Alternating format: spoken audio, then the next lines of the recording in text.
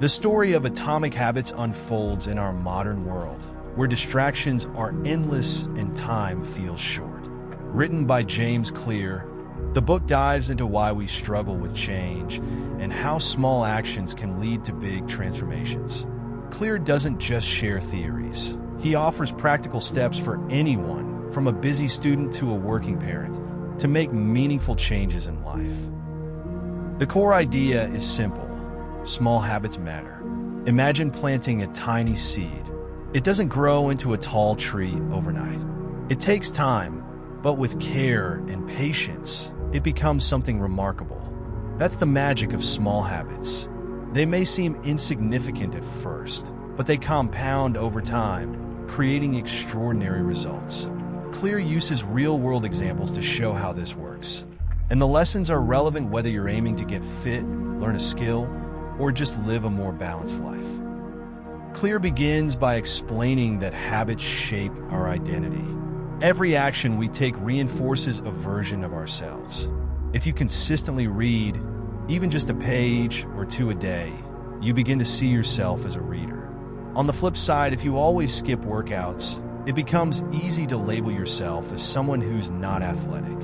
These identities stick, but they're not fixed. They can change, and habits are the key to making that change happen. One of the strongest points in the book is about starting small. Clear argues that we often fail because we aim too high, too soon. Imagine someone wanting to run a marathon. They buy expensive running gear, set a big goal, and jump straight into intense training. Within weeks, they burn out. Instead, Clear suggests starting with something as simple as putting on your running shoes daily or running for just 2 minutes. These tiny actions build momentum. It's like building trust with yourself. You prove you're capable one step at a time. Another important idea is the cue, craving, response, and reward framework. Every habit follows this loop. For example, if your phone buzzes, cue, you feel curious, craving, so you check it, response, and you feel informed or entertained, reward. To build a good habit, Clear says you need to make the cue obvious, the craving attractive, the response easy, and the reward satisfying. Want to drink more water? Keep a water bottle in plain sight. Want to spend less time on your phone? Place it in another room when you work. Clear also tackles bad habits. He says they don't disappear overnight, but they can be reshaped. The key is to make them invisible, unattractive, difficult, and unsatisfying. For instance, if you're trying to eat healthier, don't keep junk food in the house. If you want to watch less TV, unplug it or remove streaming apps from your devices. These small barriers make it easier to choose better options. The book emphasizes the importance of environment. We often think willpower is enough, but Clear shows that the spaces we live in shape our behavior. If you want to read more, keep books where you can see them. If you want to work out, place your gym clothes somewhere convenient. Clear calls this designing your environment to make good choices effortless. Another big takeaway is the idea of tracking habits. Clear suggests keeping a habit tracker, a simple way to visually mark your progress. It could be as basic as crossing off days on a calendar when you complete a habit. This creates a sense of accomplishment and motivates you to keep going. But he warns against perfection. Missing a habit once isn't failure. The problem is letting one miss snowball into giving up. Clear also explores the idea of identity-based habits. Instead of focusing on what you want to achieve, focus on who you want to become. For example, instead of saying, "I want to lose weight," say, "I want to become a healthy person." This subtle shift changes the way you approach habits.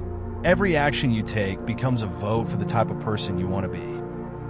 A powerful story in the book is about a man who lost over 100 pounds. His secret wasn't a strict diet or extreme workouts. It was showing up at the gym every day, even if it was just for 5 minutes. Over time, this habit became part of his identity. He wasn't just someone trying to lose weight. He saw himself as a person who never missed a workout.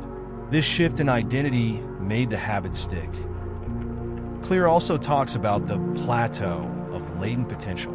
Progress isn't always visible at first, but that doesn't mean it's not happening. Imagine an ice cube in a cold room. The temperature rises slowly, but the cube doesn't melt until it hits a certain point. Habits work the same way. Small actions may seem pointless, but they're building toward a breakthrough.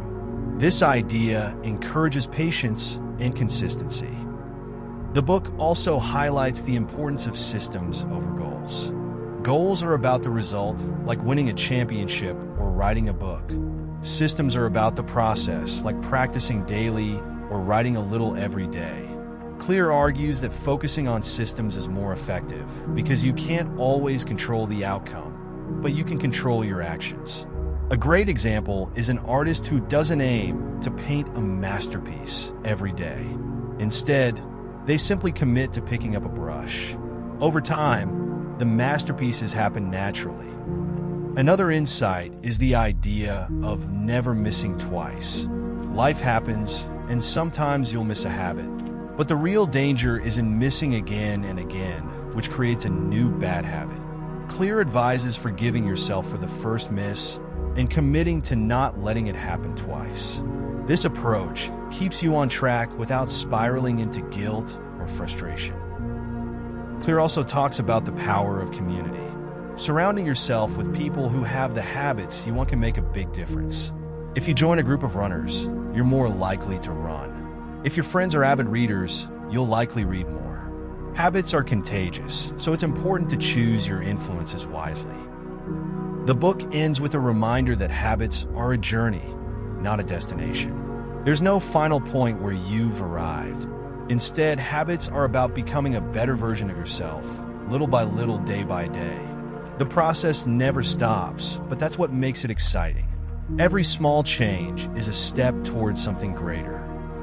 In today's fast-paced world, Atomic Habits offers a way to take control. It shows that change doesn't have to be dramatic to be meaningful.